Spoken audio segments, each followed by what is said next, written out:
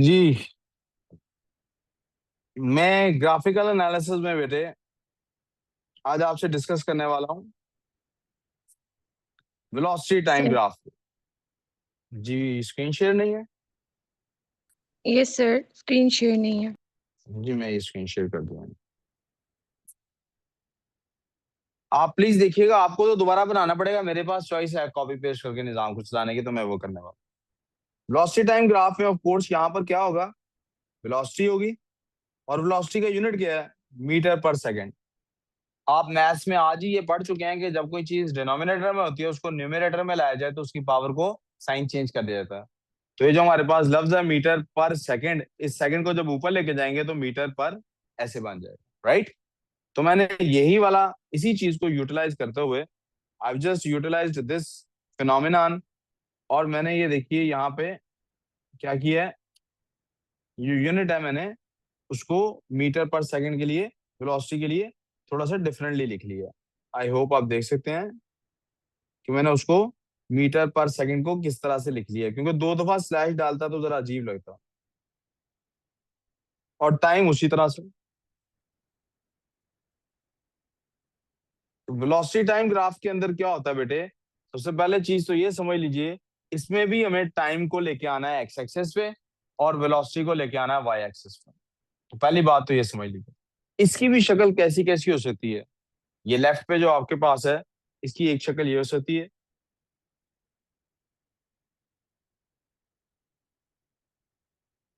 और इसकी एक शक्ल ये हो सकती है। मैं इन दोनों शक्लों को फिलहाल जरा स्किप करते हुए मैं इस शक्ल की तरफ आना चाहता हूँ।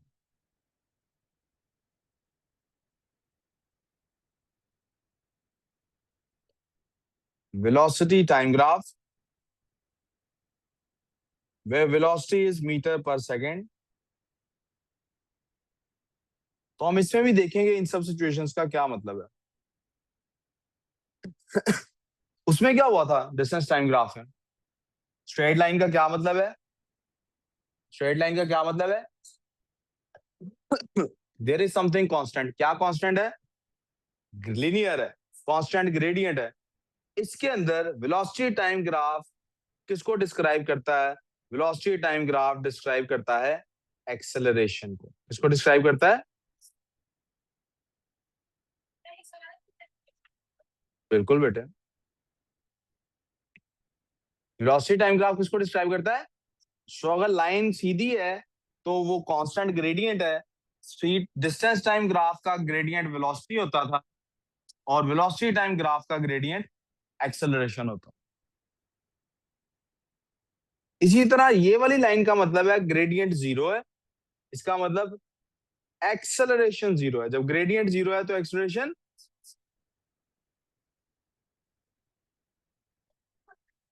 और अगर एक्सेलरेशन जीरो है तो फिर कांस्टेंट क्या चीज है उसकी। प्लीज इसको बहुत तामुल से गौर से समझ लेना है।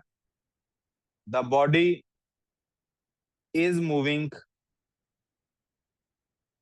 With constant velocity.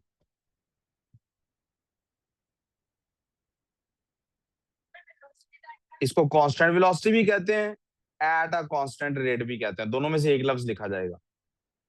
जी, रीम आप कुछ पूछ रही हैं। जी, हमारे लिए स्पीड टाइम ग्राफ और वेलोसिटी टाइम ग्राफ एक ही चीज है। मैं वेलोसिटी का वर्ड इसलिए यूज कर रहा हूँ क्योंकि एक्सेलरेशन का वर्ड हम स्पीड के साथ नहीं लिखते। हमारे लिए ये एक ही क्यों है, क्योंकि बॉडी स्ट्रेट लाइन में मूव कर रही है। प्लीज ये दोनों ग्राफ्स ड्रॉ कर लीजिए ताकि मैं अगले ग्राफ्स बनाऊं। क्योंकि एक लम्हा दीजिएगा, मैं पिछला पेज देख लूं, मुझे लगता है पिछला पेज में क्या कराया क्या मैंने।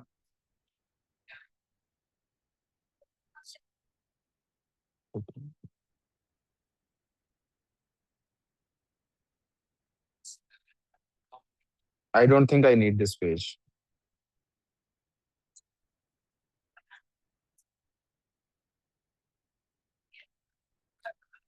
प्लीज ये जल्दी से बना लीजिए। बेटा प्लीज इधर तवज्जो देना, इधर ही है, ठीक है। हाँ जी, क्या कह रही हैं। आसान, ये दोनों लाइट्स ऑफ कर देना प्लीज। यानी आप ये देखना चाह रही हैं, नीचे वाला पोर्शन देखना चाह रही हैं।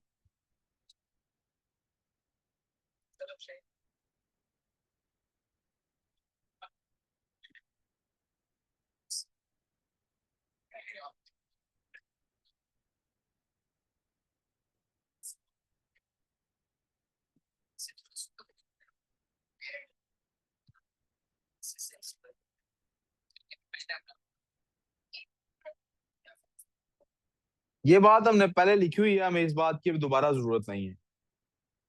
इस सब को मैं यहां से डिलीट कर रहा हूँ। ये आपको समझाने के लिए पहले बात बताई गई थी कि जब दो क्वांटिटीज प्रोजेक्ट करती हैं तो एक तीसरी क्वांटिटी को डिस्क्राइब करती हैं। और यहाँ ये दो क्वांटिटीज टाइम और वेलोसिटी किसको डिस्क्राइब करती हैं? एक्सेलरेशन को। किसको डिस्क्राइब करती हैं? यहाँ आपके लिए एक नया नोट है।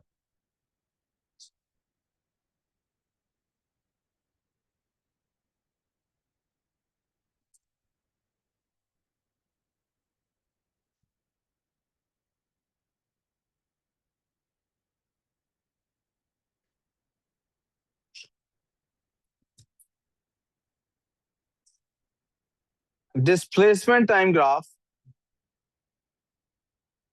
यार देखो ना प्लीज, कल आज पेपर देना है ना यार। कौन है फिर ऐसे? तुम अहमद पुत्र नहीं पढ़ना है तो कैसे पढ़ना है? ऐसे तो नहीं पढ़ा। या उसको देख लिया, मुझे देख लिया। Displacement time graph describes velocity. Are we clear so far? ये पिछली बात से, पिछले लेक्चर से कंक्लूड हो रही बात। डिस्प्लेसमेंट टाइम ग्राफ है तो तीसरी क्वांटिटी को डिस्क्राइब करना है ना। तो तीसरी क्वांटिटी कौन सी होगी? वेलोसिटी। तीसरी क्वांटिटी कौन सी होगी?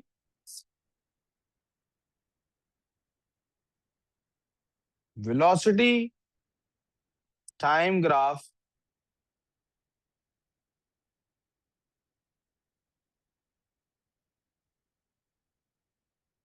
Gradient describes. Velocity time graph का जो ग्रेडियंट है वो किसको डिस्क्राइब करता है?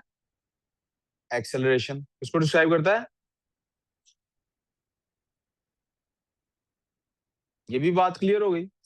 उसका भी ग्रेडियंट ही है, यहां लिख भी देता हूं। रेफरेंस टाइम ग्राफ का ग्रेडियंट,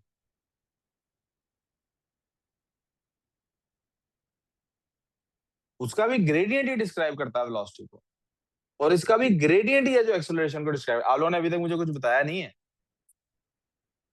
ऑर्डर नहीं हमने कुछ किया अभी तक। फिर कभी जब, फिलहाल तो गर्ल्स का तो, फिर कभी काम पे तो, काम स्पोर्ट्स वाले दिन। नहीं, स्पोर्ट्स उनका भी होगा। आपने बॉयज डे करना है एक, चलो नेक्स्ट सैटरडे बॉयज डे कर देंगे, ठीक है।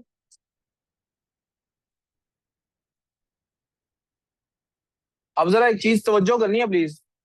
प्लीज एक चीज पे तवज्जो करनी है, एक बड़े गौर से बात सुननी है।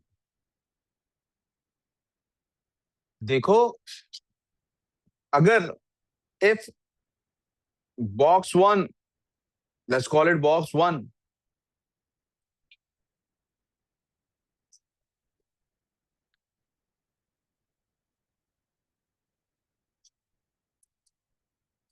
is put into box two, please तवज्जो कीजिएगा। if box one is put into box two and somebody buys it, और कोई इसको खरीद लेता, somebody buys box number two, will they get box one as well or not? Box one box two के अंदर है। if somebody buys box one, चलें इधर एग्जांपल ले लेते हैं। if you buy,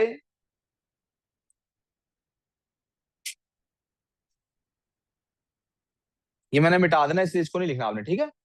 if you buy box one, you get, आपको क्या मिलता है? अगर आप बॉक्स वन खरीदते हैं आपको क्या मिलेगा? आपको बॉक्स वन मिल गया। अगर आपने बॉक्स वन खरीदा तो आपको क्या मिला? बॉक्स। अब बॉक्स टू किसको कहते हैं? Box two is such a box जिसके अंदर बॉक्स वन ऑलरेडी होता है, इसके अंदर box one. If you buy, यार, if you buy box two, do you get box one? Answer क्या आया? यस। अब इस सारे को इरेज कर लेते हैं एक मिनट के लिए। दोबारा बोलो। हाँ, अगर आपने बॉक्स बॉक्स वन खरीदे कोई, तो वो कौन से, उसको क्या मिलेगा पैसों के बस। अब एक और डिवाइस है पड़ी हुई साइड पे, वो बॉक्स टू कहलाती है, उसके अंदर भी बॉक्स वन होता है। वो बंदा बॉक्स टू खरीदे तो उसको क्या मिलेगा, उसने खरीदा क्या है। यानी आप अगर कहीं से जाके जिंगर खरीदते हैं तो आपको क्या मिलता है, एक डील है जिसके अंदर जिंगर मौजूद है, आप वो डील खरीदते हैं तो जिंगर मिलेगा साथ के नहीं। वी गुड सो फार। जब हमने डिस्टेंस टाइम ग्राफ बनाया, आपके पास क्या बनी, वेलोसिटी। क्या बनी। अब आप वेलोसिटी टाइम ग्राफ बना रहे हैं, क्या वेलोसिटी डिस्प्लेसमेंट के अंदर, क्या वेलोसिटी के अंदर डिस्प्लेसमेंट मौजूद है कि नहीं। अगर मौजूद है कि नहीं इसको चेक करना हो तो कैसे पता लगेगा। We know we know that acceleration is equals to delta v over T.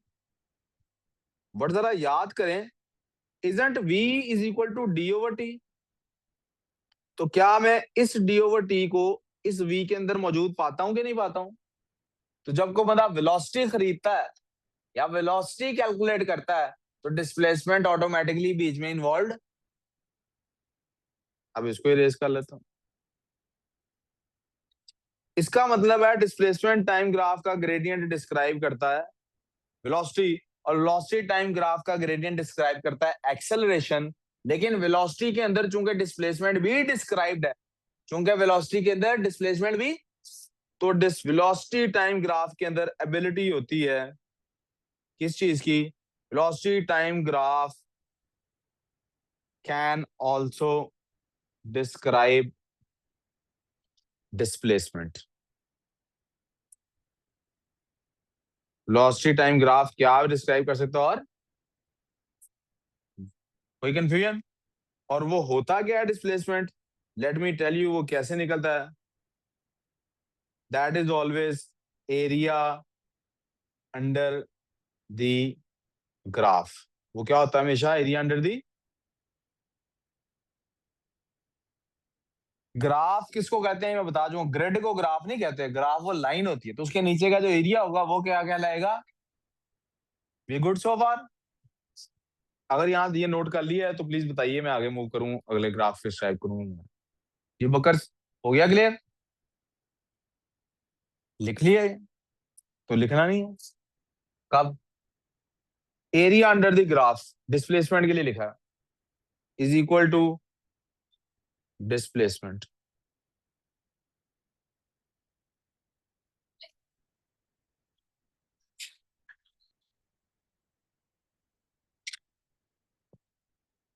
We good. अब याद करें ये कर्व वाला था, तो इसमें क्या होता था, कर्व वाले में क्या होता था, कर्व वाले में हम कहते थे ग्रेडियंट इंक्रीज कर रहा है तो वेलोसिटी भी।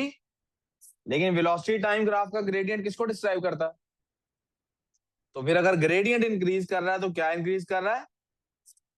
आपको अब याद है ना, मैंने इंक्रीजिंग एक्सेलरेशन और डिक्रीजिंग एक्सेलरेशन कुछ समझाया हुआ है पहले। इसी तरह से हमने कहा था इस सिचुएशन में तो ये तो पॉसिबिलिटी है ही नहीं, ये हमारे लिए पॉसिबिलिटी।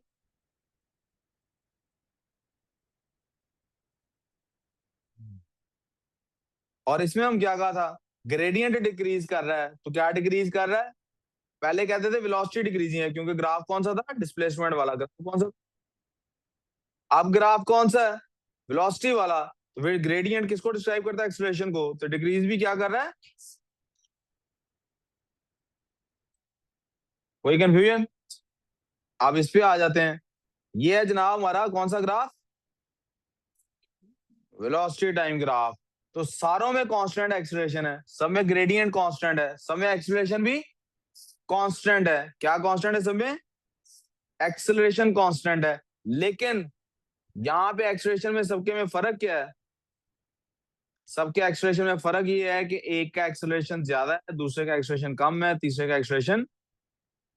अभी यहाँ पे मैं कैसे करूंगा इनको डिस्क्राइब करने के लिए, कैसे लिख दूंगा, I put them over here, I put this over there, I'll call them expression 1, 2 and 3.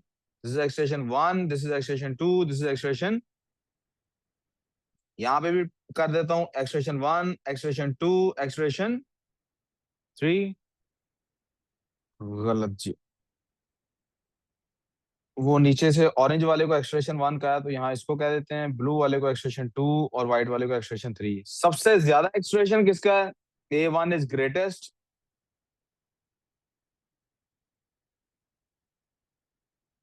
A2 दरमियान में और A3 सबसे है कांस्टेंट, लेकिन वैल्यूज उनकी आपस में। जी ये खत्म होगी बात, अब बोलो। कोई कंफ्यूजन बच्चों? ये नोट किया आपने? नहीं किया? आप जाने की फिक्र तो करें ना, किसका इंतजार है?